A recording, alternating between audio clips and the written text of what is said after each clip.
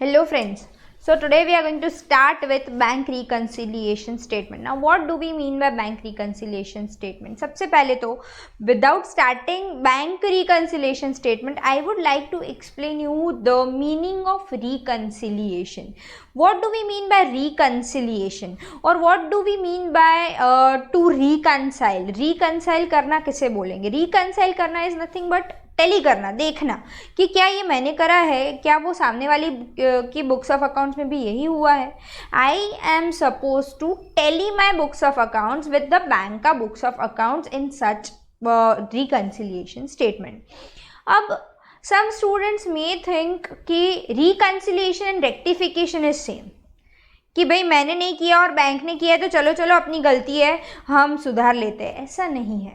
Bank reconciliation statement is nothing but tallying your bank account rather your cash book का bank column with your bank का passbook.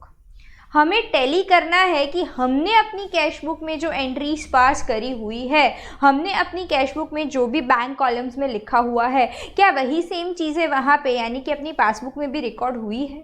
हमें अपना balance और bank का balance दोनों एक दूसरे के साथ टैली करना है and that is known as what, bank reconciliation statement. Now the question will arise, ma'am tally क्यों करना, ये टैली करने की ज़रूरत क्या है. अब ये तो बैंक है तो बैंक के साथ तो अपने सारे ट्रांजेक्शन सही होंगे ना.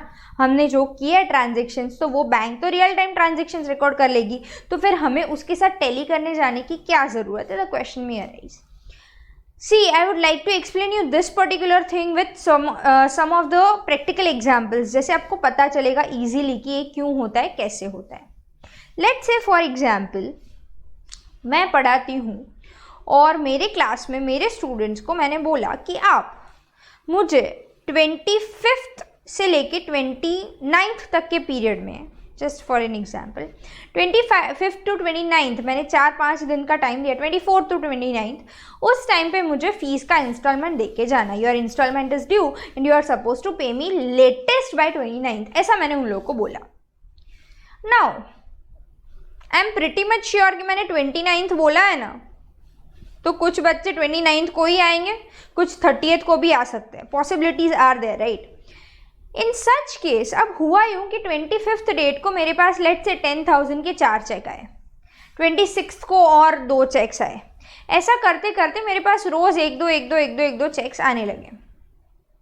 अब क्या मुझे ये जो चेक आज रिसीव हुए, 24th को रिसीव हुए, क्या मैं आज के आज सीधी दौड़ूंगी बैंक में कि नहीं ये चेक पहले डिपॉजिट करके आऊँ. द आंसर इज नो, कि भाई चलो पहले चेक सारे इकट्ठा कर लूँ, उसके बाद I go to the bank and I deposit all the cheques. Correct, वो चीज़ समझ में आई. नाउ मैं बैंक में तब जाके डिपॉजिट करूंगी, that is fine, but the student who has came to pay me the money, he will ask for what, he will ask for receipt, कि मैम रिसिप्ट तो दो, मैंने फीस पे करी तो उसकी.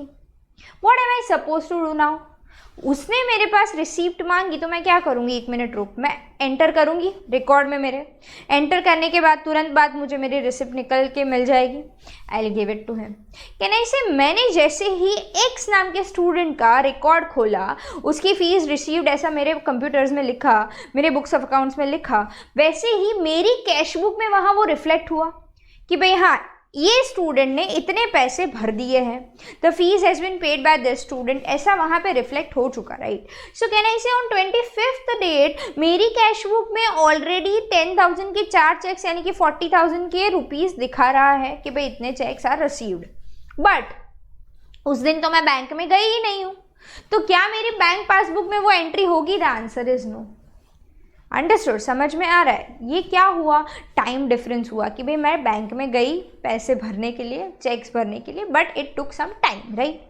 And in case of bank, हम banks की जब बात करें, if it is a same bank then it is fine, otherwise generally transaction T+2 days ऐसा टाइम पीरियड रहता है. जनरली हम जब बैंक के साथ कोई भी डील करें तो ट्रांजेक्शन डेट जिस दिन हमने डील करा है उसके 2 दिन तक तो एटलीस्ट हमें वेट करना पड़े कि भाई whether the cheque has been deposited as cleared और नॉट, और whether we have issued the cheque, क्या वो प्रेजेंट हुआ है पेमेंट के लिए कि नहीं, ये सब हमें देखना पड़े. We can not tell to the bank कि भाई नहीं मैंने अभी डिपॉजिट करा, अभी के अभी मेरे अकाउंट में पैसे चाहिए.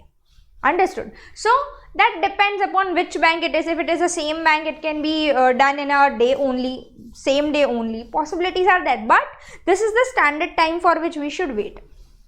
अब ये क्या हो गया? On 30th नवंबर को जब मैं मेरे बुक्स ऑफ अकाउंट्स देखूंगी, जस्ट अ मोमेंट, हाँ, जब मैं मेरे बुक्स ऑफ अकाउंट्स देखूंगी, कहना इसे मेरे बुक्स ऑफ अकाउंट्स में तो लेट्स से मैंने 10,000 के ऐसे 10 चेक्स रिसीव करे हैं, 1 लाख रुपीस दिखेंगे मेरे को कि भाई ये रिसीव्ड है। पर 30th नवंबर को जब मैं गई बैंक में, बैंक की पासबुक भरवाई मैंने, पासबुक तो आई होप सबको पता है व्हाट इज़ पासबुक, राइट? सबने देखा हुआ होगा पासबुक किसे बोलते हैं, राइट? सो जब मैं बैंक में गई, मैंने पासबुक भरवाई, तो उसमें तो ये 1 लाख की कोई एंट्री नहीं थी। Can I say on 30th November there is some problem in telling the balance with bank due to this time difference? Obviously मैंने 30th को तो अभी सारे चेक्स डिपॉजिट करवाए, उसके 2 दिन बाद या 1 दिन बाद वॉट एवर क्लियर होंगे तो डेफिनेटली 1st और 2nd सितंबर को दिसंबर को दिखाएगा ना। So on 30th November there is such difference, and to tally, to reconcile my balance with bank का balance, what am I supposed to do is I am supposed to prepare bank reconciliation statement, right? Now चलो ये तो समझ में आया कि भाई bank reconciliation statement such differences की वजह से होता है। ये मैंने एक एग्जाम्पल दिया, there are various examples, पर हम ये चैप्टर में आगे बढ़े ना उससे पहले एक चीज़ दिमाग में रख लेनी है। नो वन विल आस्क कि मैम मोबाइल में मैसेज तो आ गया होगा तो फिर तो सब लिख ही लेंगे ना। एट टाइम्स हैपन्स, मैं जैसे अभी आपको एक एग्जांपल दे रही हूँ, लेट्स से फॉर एग्जांपल कि बैंक ने चार्जेस कट करे हैं, मेरे को नहीं पता, कैश बुक में नहीं लिखा हुआ है मैंने, in that case also there is a difference.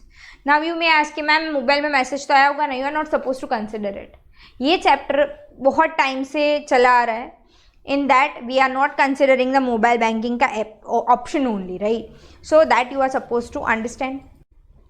ऐसा ही और एक एग्जाम्पल मैं दूँ कि भाई कोई कस्टमर है, let's say if I am doing a business और मेरा कोई कस्टमर है जिसने डायरेक्टली मेरे बैंक अकाउंट में पैसा डिपॉजिट करवाया, आई हैव नो आइडिया कि उसने मेरे बैंक अकाउंट में डिपॉजिट करवाया, and I am not taking the mobile का message in to the consideration as of now.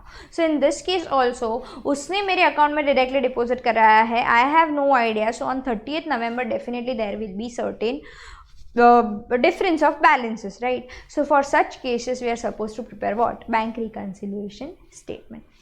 अब ये बैंक रिकन्सिलिएशन स्टेटमेंट के सम्स करे या कुछ भी उसके लिए पढ़े उससे पहले one thing you need to understand, that is what? That is cash book definitely, and then there is passbook also.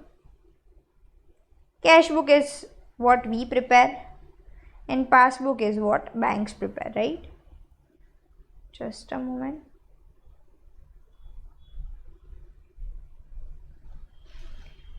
What you are supposed to understand it is, अगर मैं बोलूँ कि there is a bank balance as per cash book, bank का balance है, इसका मतलब क्या हुआ? It will be having what? Which balance? Debit balance? Yes or no? Definitely there is a bank balance as per cash book. उसका मतलब ये हुआ कि there is a debit balance, right? And if I say there is a bank overdraft as per cash book, can I say it is having what? Credit balance. Debit balance and credit balance we already know, right? We have done the cash book part already, so we are clear with it. So when there is a bank balance, there will be having a debit balance, and when there is a bank overdraft, it will be having a credit balance, right? Can I say if in my books of accounts it is a debit balance, then in bank ka books of account it is what? It is going to be a credit balance. तभी तो debit credit की जोड़ी जमेगी ना, correct? Debit credit हमेशा पैर में आता है. So debit balance as per cash book is there. Can I say it is credit balance as per bank passbook? तभी तो सेट होगा. मेरे बुक्स ऑफ अकाउंट्स में अगर मैं कुछ डेबिट कर रही हूँ तो सामने वाला डेफिनेटली उसकी बुक्स ऑफ अकाउंट्स में वो क्रेडिट करने वाला है, तभी तो वो सेट होगा, correct? So here we need to understand bank balance as per passbook है, then it is going to have what balance? Which balance? Credit balance. And bank overdraft as per passbook है, then it is going to have which balance? Debit balance. This is a basic table that you need to understand कि भाई okay fine, if it is what? It is debit balance as per cash book तो bank balance हुआ, या ऐसा बोला गया है bank balance as per cash book then it is a debit balance, bank balance as per passbook it is a credit balance, bank overdraft as per cash book it is a credit balance, and bank overdraft as per passbook it is a debit balance. That you need to understand. This is nothing about mugging up the things, we know it already, right? We have done the cash book, we are already clear. So ये दो चीज़ें हमें पता थी तो सामने वाली चीज़ें हमें लिखने में कोई प्रॉब्लम नहीं होना चाहिए. If you are unable to remember this, do one thing, whatever sums that you are doing, just उससे पहले ये छोटू सा टेबल ऊपर बना के रखो ताकि आप गलती ना करो उसको लिखने में. Correct. I hope this is clear with all of you. ये समझ में आया है अच्छे से हमें. So let's understand this particular thing with the help of certain examples. मैं 2-3 एग्जाम्पल्स ऐसे दूँ आपको जिससे आपको आइडिया है कि भाई ये होता कैसे है. For example if I say कि I have a cash book का balance, cash book balance of bank, definitely क्योंकि हम बैंक का कॉलम और पासबुक को ही टैली कर रहे हैं, is let's say given as 20,000. मेरे पास 20,000 का बैलेंस है सर, मेरे को क्वेश्चन में दिया हुआ है, right. And what they are saying is कि भाई ये चीज़ें हुई है जो रिकॉर्ड नहीं हुई है या ज़्यादा हो गई है, what ever it is. 1-2 transaction हम देखेंगे फिर विल बी डूइंग अ सम. कि भाई let's say for example check issued of ₹10,000 not yet presented for payment in bank. ये क्या हुआ? चेक इशूड का मतलब क्या? हमने किसी को चेक दिया, right, which is still not yet been presented for payment in bank. Meaning thereby बाय कि भाई मैं कौन हूँ? मैं कैश बुक हूँ, right. Here I am cash book and here there is passbook. मैंने क्या किया? 10,000 का चेक इशू करा. अब मेरा ये जो बैलेंस है उसमें से मैंने 10,000 का चेक इशू करा है, क्या नहीं से मैं उसको कुछ ऐसे करके डिडक्ट कर दूंगी कि भाई 10,000 मेरे हाथ में से गए. पर पासबुक ने यहाँ पे कुछ नहीं करा है. It is yet not presented in passbook. इसका मतलब क्या हुआ? मैं हूँ कौन? कैश बुक, क्योंकि मेरा बैलेंस कैश बुक का दिया हुआ है. जो भी बैलेंस दिया हुआ है ना, हमें वो बन जाना है. इफ कैश बुक का बैलेंस दिया हुआ है तो we are cash book and we are going towards passbook. If passbook का balance is given then we are passbook and we are going towards cash book. Accordingly we are suppose to do. Here we are cash book and we are going towards passbook. We are reconciling the balance, right? So cash book में मैंने 10,000 का check issue करा जिसकी entry कर दी है, यानी मैंने 10,000 minus कर दिए हैं. पर in passbook there has been no entry. क्या नहीं से मुझे यहाँ से पासबुक तक पहुँचने के लिए क्या करना पड़ेगा? 10,000 रुपये ऐड करने पड़ेंगे. Yes, no, no, yes. Is it completely all right? ऐसा ही कुछ हम देखें तो हम ये 20,000 में से 20,000 में डेफिनेटली ये 10,000 प्लस कर देंगे. अभी मैं फॉर्मेट पे नहीं जा रही हूँ, अभी मैं सिर्फ आपको प्लस कैसे होता है, माइनस कैसे होता है, क्या लॉजिक है, I am explaining that only. फिर मैं ऐसा बोलूँ, let's say for example second transaction में दूँ आपको, check deposited of ₹5,000 not yet been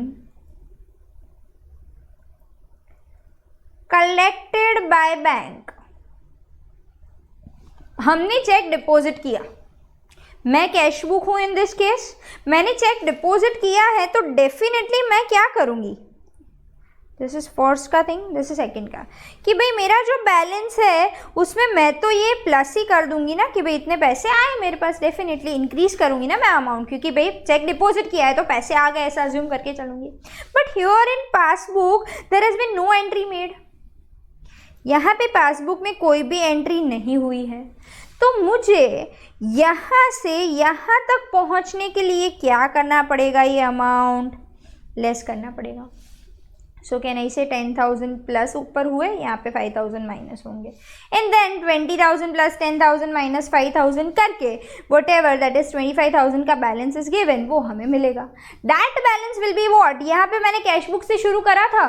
then the remaining balance जो हमें एट द एंड मिलेगा that will be passbook balance of bank column. Understood. ये एकदम रॉ रफ आइडिया मैंने आपको दिया है। Will be doing one basic sum so that you can understand कि ये किस तरीके से होता है। Will be doing one basic sum, let's do it. Here you can see question number 1। From the following transaction, prepare bank reconciliation statement of Sri Jaimini as on 31st March 15. Cash book का bank column is showing which balance 12,000 का debit balance हमें दिखा रहा है, right. So over here सबसे पहले तो accordingly are suppose to prepare the format.